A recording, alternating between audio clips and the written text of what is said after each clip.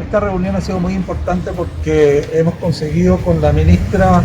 ordenar una serie de ideas con objeto de hacer una presentación específica a Estados Unidos respecto a qué es lo que queremos, para cuándo queremos estar listos en el System Approach,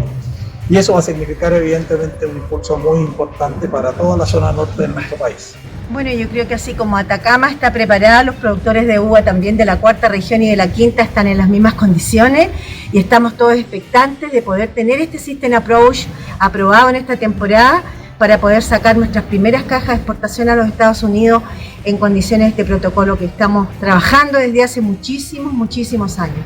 Este es el mejor ejemplo de cómo el trabajo en conjunto entre las asociaciones gremiales del norte, del centro y la asociación de exportadores empuja, ¿no es cierto?, esto que es un anhelo para todos los productores de uva de mesa y probablemente para productores de otras especies en el futuro.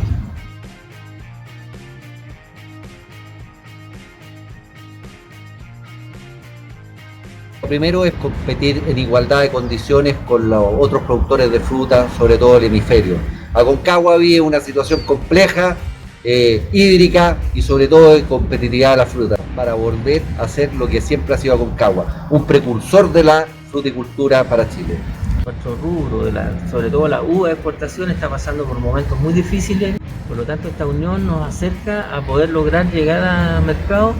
en condiciones sanitarias, ¿cierto?, donde no tengamos deterioro por las frutas. Que se haya logrado unir todas las regiones nos da una